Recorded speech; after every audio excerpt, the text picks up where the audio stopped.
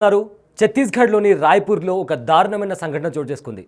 నలుగురు government officer కలిసి ఒక మైనర్ బాలిక మీద అత్యాచారానికి పాల్పడ్డారు. అది 2 సార్లు. అయితే ఈ సంఘటన ఛత్తీస్గఢ్లో చోటు చేసుకుంది. ఒక 17 ఏళ్ల నలుగురు గవర్నమెంట్ ఆఫీషియల్స్ రేప్కి పాల్పడ్డారండి. అది కూడా గ్యాంగ్ రేప్కి 2 సార్లు. సో ఈ దారుణమైన ఘటన ఛత్తీస్గఢ్లో చోటు చేసుకుంది.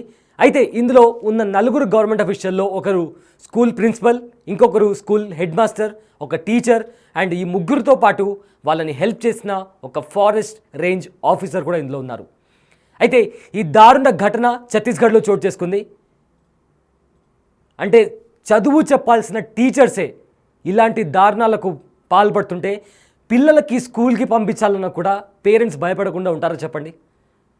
అండ్ స్కూల్లో చదువు చెప్పే టీచర్లే ఇలాంటి దారుల్లో వెళ్తున్నప్పుడు అదే స్కూల్లో ఉన్న పిల్లలు వాళ్ళని ఫాలో అయ్యి ఇలాంటి క్రిమినల్ మైండ్ సెట్తో పెరుగుతారు, కానీ వాళ్ళు చదువుకొని ప్రయోజకులు ఎందుకు అవుతారు?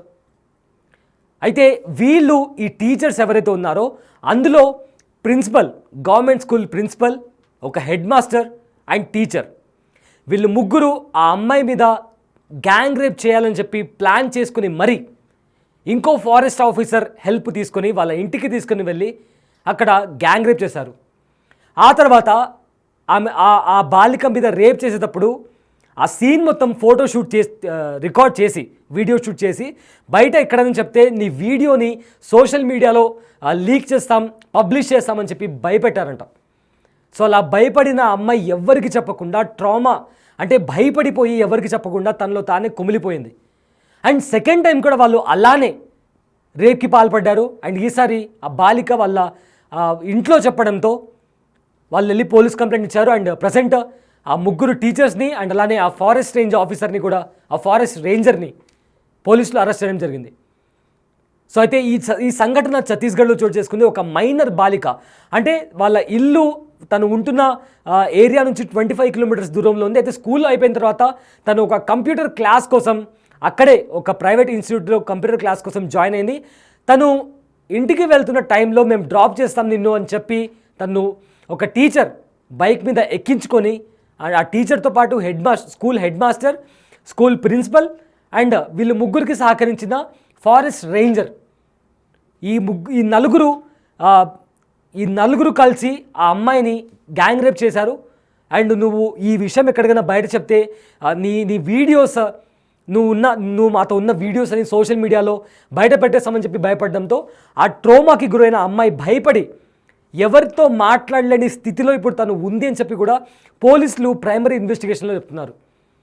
సో ఈ దారుణానికి పాల్పడింది ఎవరో అంటే స్కూల్ టీచర్సే, చదువు చెప్పే స్కూల్ టీచర్సే ఇలాంటి మార్గాలు ఎన్నుకొని పిల్లలపైన ఇలాంటి దాడులకు పాల్పడుతుంటే వాళ్ళు ఉన్న స్కూల్లో ఎవరైతే పిల్లలు ఉన్నారో వాళ్ళు కూడా ఇంకా ఇది చాలా కామన్ అయిపోయి ఇంకా ఇది ఇలానే ముందుకు వెళ్తే అసలు సొసైటీ ఎలా వెళ్తుంది అనే దాని గురించి అసలు చాలామంది పేరెంట్స్ వాళ్ళ పిల్లల్ని లాస్ట్కి స్కూల్కి పంపించాలన్నా కూడా భయపడే పరిస్థితి ఇవాళ రోజుల్లో నెలకొంది. అంటే ఇలాంటి సిచ్యువేషన్ జరిగిన ప్రతిసారి గవర్నమెంట్ ఆఫీషియల్స్ వస్తారు, 4 మాటలు మాట్లాడతారు, పోలీసు వాళ్ళు వస్తారు, 4 మాటలు మాట్లాడతారు. దాని తర్వాత ఇలాంటి ఇన్సిడెంట్స్ అసలు మళ్ళీ జరగకుండా ఉండడానికి ఎలాంటి ప్రికాషన్స్ తీసుకోవాలి అనే దాని గురించి చాలా తక్కువ మంది బయటకు వచ్చే మాట్లాడే పరిస్థితి. అంటే ఇన్నిసార్లు ఇన్ని దారుణాలు జరుగుతున్నా కూడా ఇప్పటి వరకు కూడా ఇవి ఆగకుండా ఇంకా రోజు రోజుకు పెరుగుతూనే ఉన్నాయంటే అసలు దీన్ని ఎలా చెప్పాలో కూడా, దీన్ని ఎలా ఎక్స్ప్రెస్ చేయాలో కూడా తెలియని పరిస్థితి. టీచర్స్, స్కూల్ ప్రిన్సిపల్ అండ్ బంధువు, ఇంటికి మామ వస్తే ఎలా చూస్తాడో, అన్న వస్తే ఎలా చూస్తాడో, సొంత తండ్రి కూడా ఈ మధ్య చిన్న చిన్న అమ్మాయిల మీద రేప్కి పాల్పడిన సంఘటనలు కూడా మనం చూస్తున్నాము.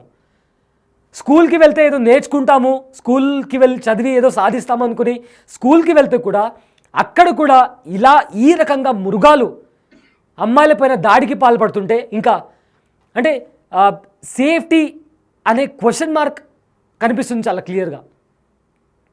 ఇంకా దీనికి సొల్యూషన్ ఇంకా కంటిన్యూస్గా ప్రాబ్లం గురించే మాట్లాడుకుంటూ పోతుంటే సొల్యూషన్ గురించి మాట్లాడేటప్పుడు ఆ సొల్యూషన్ మాట్లాడిన తర్వాత దానికి ఇంప్లిమెంటేషన్ అయ్యేటప్పుడు ప్రతిసారి ఇప్పుడు మీరు ఆ బిగ్ టీవీ స్క్రీన్ మీద ఎవరైతే రేప్కి పాల్పడ్డారో అక్యూజ్డ్లు ఎవరైతే ఉన్నారో వాళ్ళ ఫొటోస్ కూడా మీరు బిగ్ టీవీ స్క్రీన్ మీద చూడొచ్చు.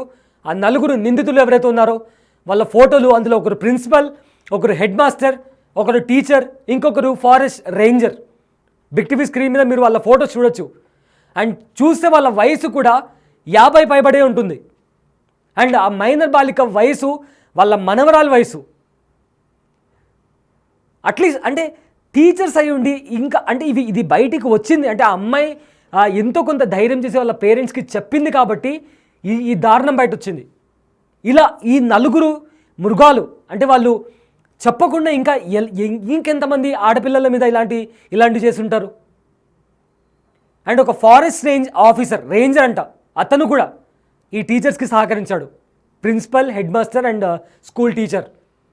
ఈ నలుగురు మృగాలు కలిసి ఒక మైనర్ బాలిక, ఆదివాసీ బాలిక పైన గ్యాంగ్ రేప్కి పాల్పడ్డారు. అది కూడా 2 సార్లు అని చెప్పి వార్త బయటకు వస్తుంది. ప్రజెంట్ వీళ్ళ నలుగురిని కూడా పోలీసులు అరెస్ట్ చేశారు.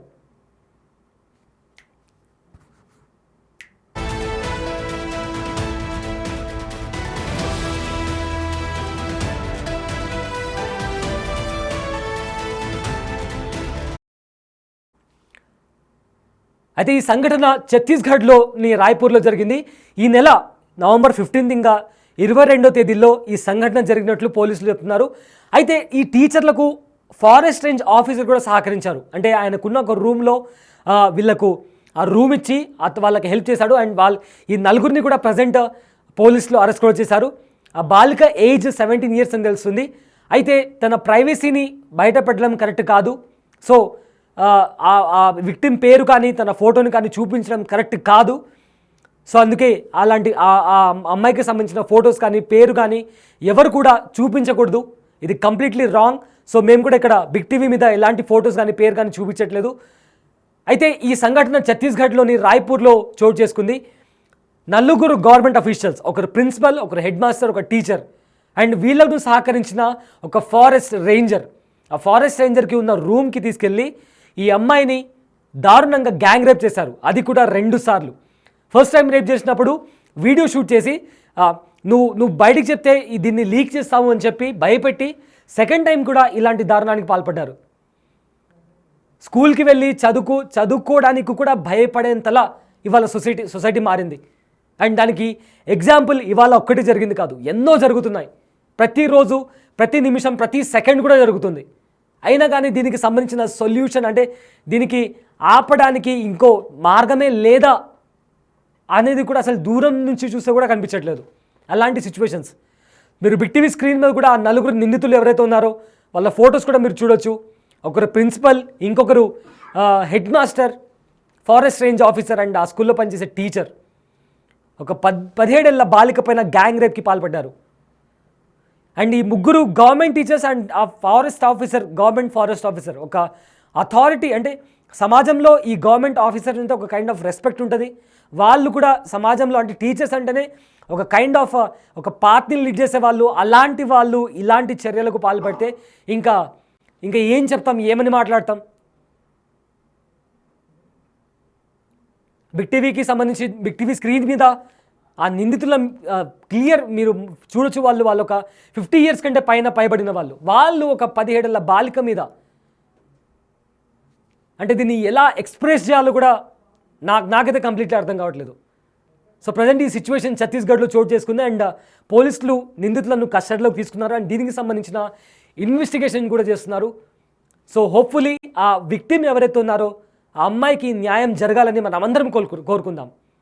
అండ్ ఇక అట్లీస్ట్ ఇప్పటి నుంచైనా ఒక స్ట్రాంగ్ మోటివ్తో ఇలాంటివి ఎందుకు జరుగుతున్నాయి అని ఆలోచించి దానికి సంబంధించిన ప్రికాషన్స్ గురించి మాట్లాడాలి. కానీ అవి అయిన తర్వాత ఇలా జరిగిందంట అని మాట్లాడడం కంటే దీనికి సంబంధించిన ప్రికాషన్స్ గురించి అందరూ మాట్లాడుకోవాల్సిన సిచ్యువేషన్ అంటే ఈ సెకండ్ నుంచి ప్రతి ఒక్కరు మాట్లాడాలి.